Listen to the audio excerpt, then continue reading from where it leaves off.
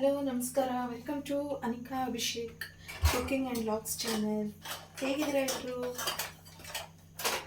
ನಾನಂತೂ ತುಂಬ ಆರಾಮಾಗಿದ್ದೀನಿ, ನೀವು ಕೂಡ ಆರಾಮಾಗಿದ್ದೀರಾ ಅಂತ ಭಾವಿಸ್ತೀನಿ.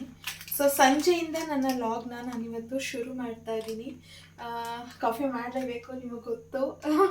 ಕಾಫಿ ಮಸ್ಟ್ ಆ್ಯಂಡ್ ಶುಡ್ ನನಗೆ.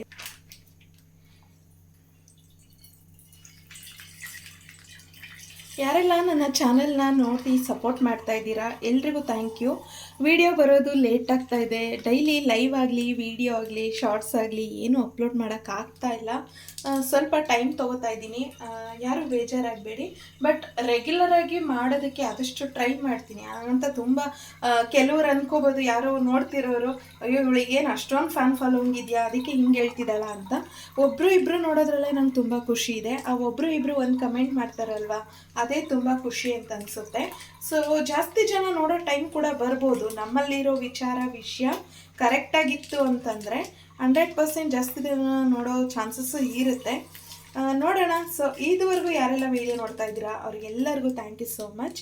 ಹಾಗೆ ಇನ್ನು ಮುಂದೆ ನೋಡೋರಿಗೂ ಥ್ಯಾಂಕ್ ಯು ಸೋ ಮಚ್. ಹಳೆ ವಿಡಿಯೋಗಳು ಇದೆ, ತುಂಬ ನೋಡಿ ಸಪೋರ್ಟ್ ಮಾಡಿ. ಏನಾದರೂ ಹೊಸ ರೆಸಿಪಿಗಳು ಆ ಥರ ಏನಾದರೂ ಬೇಕಿತ್ತು ಅಂದರೆ ಕಮೆಂಟ್ ಹಾಕಿ, ಖಂಡಿತ ಅದನ್ನು ಮಾಡ್ತೀನಿ. ಬಟ್ ನನಗೆ ಕನ್ಫ್ಯೂಷನ್ ಇದೆ, ಯಾವ ಥರ ವೀಡಿಯೋಸ್ ಮಾಡಿದ್ರೆ ನಿಮ್ಗೆ ಇಷ್ಟ ಆಗುತ್ತೆ ಅಂತ. ಸೊ ಕಮೆಂಟ್ ಮಾಡಿ ಯಾವ ಥರ ವೀಡಿಯೋಸ್ ಬೇಕು ಅಂಥೇಳಿ, ನಾನು ಅದೇ ಥರ ವೀಡಿಯೋಸ್ನ ಮಾಡೋದಕ್ಕೆ ಟ್ರೈ ಮಾಡ್ತೀನಿ. ಆ್ಯಂಡ್ ಇಷ್ಟೊಂದು ಸಪೋರ್ಟ್ ಮಾಡ್ತಿದ್ದೀರಾ, ಆದಷ್ಟು ನೋಡ್ತೀರಾ ಅಲ್ವಾ ವೀಡಿಯೋಗಳನ್ನಾಗಲಿ, ಕಮೆಂಟ್ ಮಾಡೋದು, ಕೆಲವೊಂದು ವಿಚಾರಗಳನ್ನ ನೋಡಿದಾಗ ನಂಗೆ ತುಂಬಾ ಖುಷಿ ಆಗುತ್ತೆ. ಥ್ಯಾಂಕ್ ಯು ಸೊ ಮಚ್ ಯಾರೆಲ್ಲ ಆ ರೀತಿ ಸಪೋರ್ಟ್ ಮಾಡ್ತಾ ಇದ್ದೀರಾ.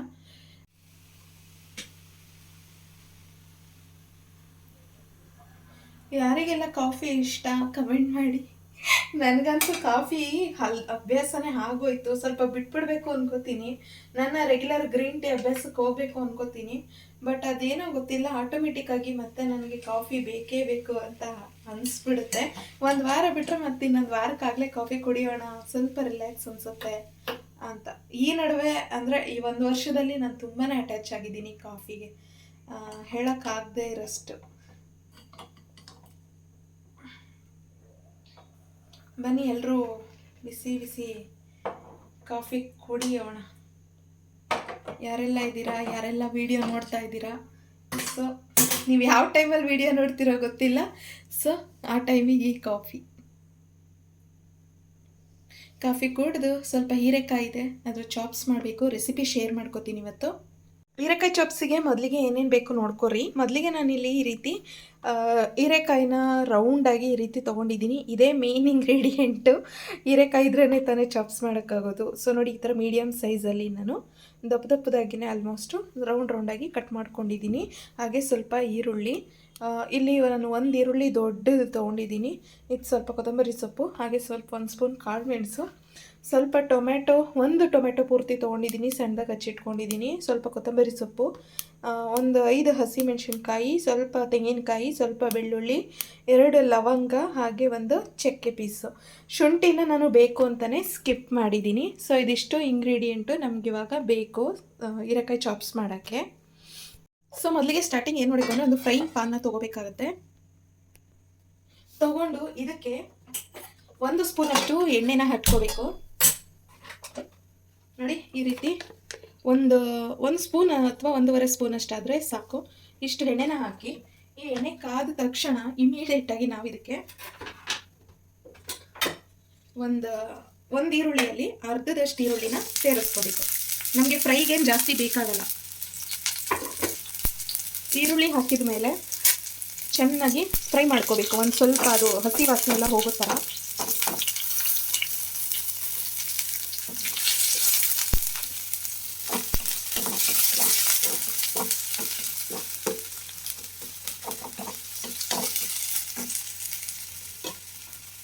ಈರುಳ್ಳಿ ಹಾಕಿದ ಮೇಲೆ ನೆಕ್ಸ್ಟ್ ಅದೆಲ್ಲ ಸ್ವಲ್ಪ ಫ್ರೈ ಆಯಿತು ಅಂದಾಗ ತೆಂಗಿನಕಾಯಿ ಸ್ವಲ್ಪ ಪ್ರಮಾಣದಲ್ಲಿ ತುರಿದಾದ್ರೂ ಹಾಕೋಬೋದು, ಈ ಥರ ಪೀಸ್ ಆದರೂ ಹಾಕೋಬೋದು.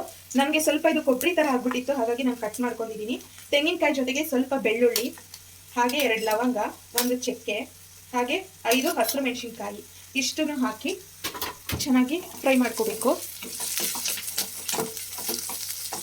ಚೆನ್ನಾಗಿ ಫ್ರೈ ಆಗಬೇಕು. ಅದು ಅಂದರೆ ಹಸಿ ವಾಸನೆ ಎಲ್ಲ ನೀಟಾಗಿ ಹೋಗಬೇಕು ಈರುಳ್ಳಿದು, ಅದೊಂಥರ ಫ್ಲೇವರೇ ಚೆನ್ನಾಗಿ ಬರುತ್ತೆ. ಹಾಗಾಗಿ ಸೊ ಈಗ ನೋಡಿ ನೆಕ್ಸ್ಟ್ ಇದಕ್ಕೆ ಕಾಳು ಮೆಣಸನ್ನ ಹಾಕೋತೀನಿ. ಒಂದು ಅರ್ಧ ಸ್ಪೂನ್ ಅಷ್ಟು, ಜಾಸ್ತಿ ಏನೂ ಇಲ್ಲ, ಒಂದು ಅರ್ಧ ಸ್ಪೂನ್ ಅಷ್ಟು. ಖಾರ ಸ್ಟ್ರಾಂಗ್ ಆಗಿರಲಿ, ಚಾಪ್ಸ್ ಅಲ್ವಾ ಅಂತ ಅನಿಸಿದ್ರೆ ಜಾಸ್ತಿ ಹಾಕೋಬೋದು. ನಮಗೆ ಈಗ ಈ ನಡುವೆ ಸ್ವಲ್ಪ ಖಾರ ಎಲ್ಲ ಕಡಿಮೆನೆ, ಹಾಗಾಗಿ ನಾನು ಕಡಿಮೆ ಮಾಡಿದ್ದೀನಿ. ನಿಮಗೆ ಖಾರ ಎಷ್ಟು ಬೇಕೋ ಅಷ್ಟು ನೋಡಿ. ಈ ಹಸಿಮೆಣಸು ಮತ್ತು ಕಾಳು ಮೆಣಸು ಎರಡೂ ಆ್ಯಡ್ ಮಾಡ್ಕೊಳ್ಳಿ.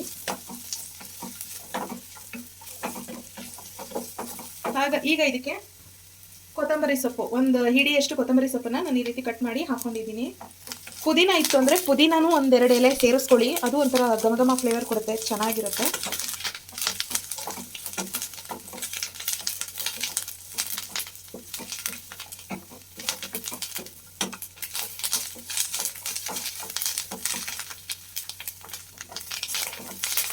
ನೋಡಿ ಈಗ ಆಗಿದೆ.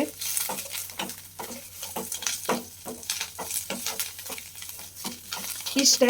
ಈಗ ಇದನ್ನ ಆರೋದಕ್ಕೆ ಬಿಟ್ಬಿಡೋಣ, ಅಂದರೆ ಒಂದು ರುಬ್ಬಬೇಕು ಇದನ್ನ. ಸೊ ಒಂದು ಸ್ವಲ್ಪ ಅದು ಬಿಸಿ ಎಲ್ಲ ಆರಬೇಕು, ಬಿಟ್ಬಿಡೋಣ ಹಾಗೆ. ಸೊ ಹೀರೆಕಾಯಿ ಚಾಪ್ಸ್ ಮಾಡೋಕ್ಕೆ ಸ್ಟಾರ್ಟ್ ಮಾಡೋಣ. ಮೊದಲಿಗೆ ಒಂದು ಕಡಾಯಿ ತೊಗೊಂಡಿದ್ದೀನಿ. ಸೊ ಕಡಾಯಿನ ಇಟ್ಟು, ಕಡಾಯಿ ಬಿಸಿ ಆದಮೇಲೆ ಯಥಾ ಪ್ರಕಾರ ನಾವು ಕುಕ್ ಮಾಡಿದಾಗ 100% ಏನು ಹಾಕಬೇಕು, ಆಯಿಲ್ ಹಾಕಬೇಕು. ಸೊ ಕಡಾಯಿ ಬಿಸಿ ಆಗಿದೆ. ಈಗ ಇದಕ್ಕೆ ನಮಗೆ ಹೀರೆಕಾಯಿ ಚಾಪ್ಸ್ ಮಾಡೋಕ್ಕೆ ಎಷ್ಟು ಆಯಿಲ್ ಬೇಕೋ ಆ ಕ್ವಾಂಟಿಟಿಯಲ್ಲಿ ಹಾಕೊಳ್ಳೋಣ. ಜಾಸ್ತಿ ಅಂದರೆ 2 ಸ್ಪೂನು, ಅದಕ್ಕಿಂತ ಜಾಸ್ತಿ ಎಣ್ಣೆ ಹಾಕಬಾರ್ದು, ಏನಂತ ಟೇಸ್ಟ್ ಬರಲ್ಲ ಹಾಗಾಗಿ. ಸೊ ಈಗ ಇದು ಆಗಿದೆ, ಎಣ್ಣೆ ಕಾದಿದೆ. ಈಗ ಇದಕ್ಕೆ ಕಟ್ ಮಾಡಿರುವಂಥ ಉದ್ದುದ ಈರುಳ್ಳಿ, ಸುಮ್ಮನೆ ಫ್ಲೇವರ್ಗೋಸ್ಕರ ಈರುಳ್ಳಿ ಹಾಕೋದಷ್ಟೇ ಹೊರತು ಈರುಳ್ಳಿ ಏನು ಜಾಸ್ತಿ ಬೇಕಾಗಿಲ್ಲ. ನೋಡಿ, ಒಂದು ಈರುಳ್ಳಿಲಿ ಒಂದು 1/4 ಭಾಗ ಅಷ್ಟೇ ಈ ಥರ ಸಣ್ಣ ಸಣ್ಣದಾಗಿ ಕಟ್ ಮಾಡ್ಕೊಂಡಿರೋದನ್ನು ಹಾಕ್ಕೊಂಡಿರೋದು. ಸೊ ಚೆನ್ನಾಗಿ ಇದನ್ನು ರೋಸ್ಟ್ ಮಾಡೋಣ.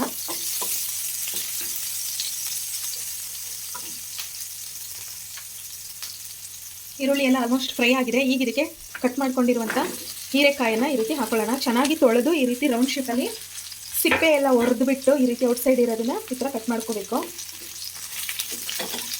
ಈಗ ಇದು ಎಣ್ಣೆಯಲ್ಲೇ ತುಂಬ ಹೊತ್ತು ಫ್ರೈ ಆಗಬೇಕು ಹೀರೆಕಾಯಿ. ಎಷ್ಟೊತ್ತಂದರೆ ಅಷ್ಟೊತ್ತು, ತುಂಬ ಒಂಥರ ಮೆತ್ತಗಾಗ್ಬಿಡ್ಬೇಕು, ಅದರಲ್ಲಿರೋ ನೀರಿನ ಅಂಶ ಎಲ್ಲ ಬಿಟ್ಟು.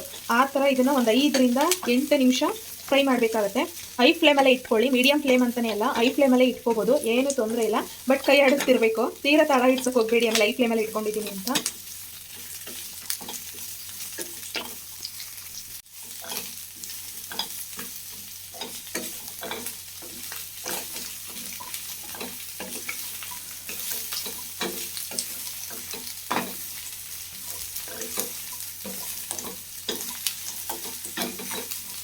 ಚೆನ್ನಾಗಿ ಆಯಿಲ್ ಪೂರ್ತಿ ಇದಕ್ಕೆ ತಿರುಗಿಸ್ಕೊತಾನೇ ಇರಬೇಕು.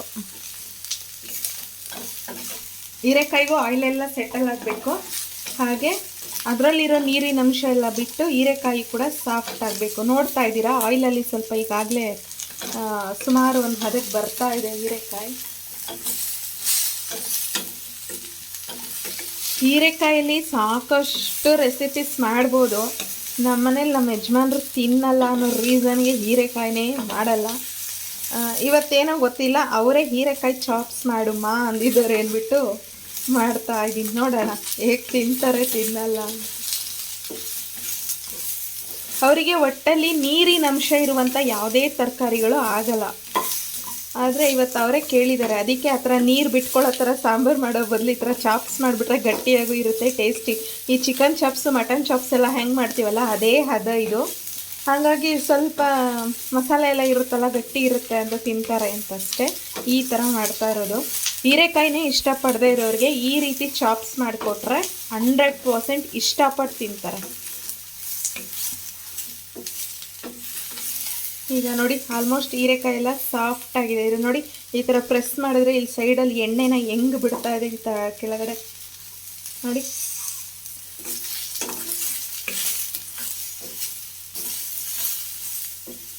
ಸೊ ಈಗ ಹೀರೆಕಾಯಿ ಎಲ್ಲ ಒಂದು ಹದಕ್ಕೆ ಬೆಂದಿದೆ ಅಂದಮೇಲೆ ಇದಕ್ಕೆ ಸ್ವಲ್ಪ ಟೊಮ್ಯಾಟೋನ ಆ್ಯಡ್ ಮಾಡ್ಕೋತೀನಿ. ಇಲ್ಲಿ ನಾನು ಒಂದು ದಪ್ಪ ಟೊಮೆಟೊನ ಈ ಥರ ಮೀಡಿಯಮ್ ಸೈಜಲ್ಲಿ ಕಟ್ ಮಾಡ್ಕೊಂಡಿದ್ದೀನಿ. ಪೂರ್ತಿ ಸಣ್ಣನೂ ಅಲ್ಲ, ಪೂರ್ತಿ ದಪ್ಪನೂ ಅಲ್ಲ, ಸ್ವಲ್ಪ ಸಿಗಬೇಕು ಟೊಮೆಟೊ, ಅದಕ್ಕೋಸ್ಕರ. ಈಗ ಇದನ್ನು ಚೆನ್ನಾಗಿ ಮಿಕ್ಸ್ ಕೊಡೋಣ. ಈಗ ಇದನ್ನು ಲೋ ಫ್ಲೇಮಲ್ಲೋ ಮೀಡಿಯಮ್ ಫ್ಲೇಮಲ್ಲೋ ಇಟ್ಕೋಬೇಕು. ಹೈ ಫ್ಲೇಮಲ್ಲಿ ಇಟ್ಟರೆ ಟೊಮೆಟೊ ನೀರಿನ ಅಂಶಕ್ಕೆ ಎಲ್ಲ ಒಂಥರ ಸುಟ್ಟೋಗುತ್ತೆ.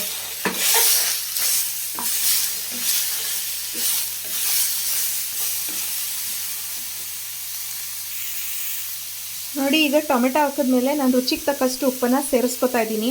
ಫುಲ್ ಚಾಪ್ಸಿಗೆ ಎಷ್ಟು ಬೇಕೋ ಅಷ್ಟು ಉಪ್ಪನ್ನು ಈಗಲೇ ಸೇರಿಸ್ಕೊಬಿಟ್ಟಿದ್ದೀನಿ, ಮತ್ತೆ ಹಾಕಲ್ಲ ಉಪ್ಪು. ಅದಕ್ಕೋಸ್ಕರ ಚೆನ್ನಾಗಿ ಈಗ ಮಿಕ್ಸ್ ಕೊಟ್ಟು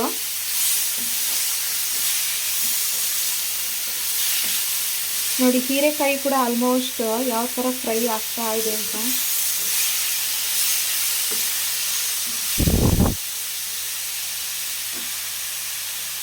ಈಗ ಇದಕ್ಕೆ ನಾವು ರುಬ್ಬಿರುವಂಥ ಮಸಾಲ, ನಾವೇನು ಫ್ರೈ ಮಾಡಿ ಇಟ್ಕೊಂಡಿದ್ವಲ್ಲ ಅದನ್ನೆಲ್ಲ ರುಬ್ಬಿ ಈ ಥರ ಆ್ಯಡ್ ಮಾಡ್ಕೊತಾ ಇದ್ದೀನಿ.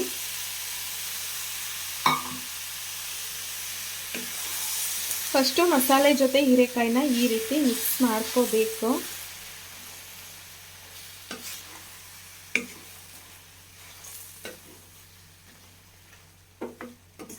ನೋಡಿ ಈಗೆಲ್ಲನೂ ಮಿಕ್ಸ್ ಮಾಡಿ 1-2 ನಿಮಿಷ ಅದು ಹಸಿ ವಾಸನೆ ಎಲ್ಲ ಹೋಗೋವರೆಗೂ ಚೆನ್ನಾಗಿ ಬಿಟ್ಬಿಡೋಣ.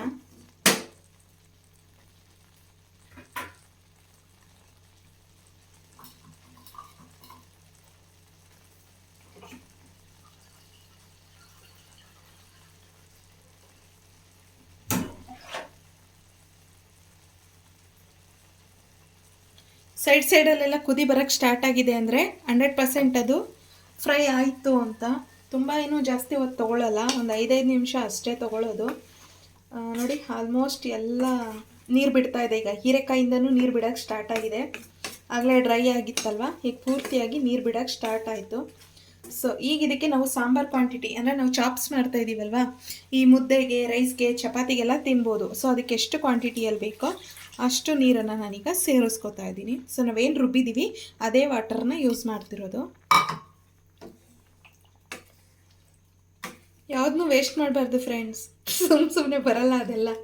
ಹಂಗಾಗಿ ಅದೇ ವಾಟರ್ನ ರೀಯೂಸ್ ಮಾಡೋದು. ನೋಡಿ ಈಗ ನೀಟಾಗಿ ಒಂದು ಹದಕ್ಕೆ ಬಂತು. ಈಗ ಇದನ್ನು 10 ನಿಮಿಷ ಕರೆಕ್ಟಾಗಿ ಲಿಡ್ಡನ್ನು ಕ್ಲೋಸ್ ಮಾಡಿಬಿಟ್ಟು ಕುದಿಯೋಕ್ಕೆ ಬಿಟ್ಬಿಡೋಣ. 10 ನಿಮಿಷ ಆದಮೇಲೆ ನೋಡೋಣ ಏನಾಗಿರುತ್ತೆ ಅಂತ. ಸೊ 10 ನಿಮಿಷ ಆಗಿದೆ, ನೋಡ್ತಾ ಇರ್ಬೋದು ನೀರು ಇಲ್ಲಿತ್ತು, ಸ್ವಲ್ಪ ಡ್ರೈ ಆಗಿದೆ.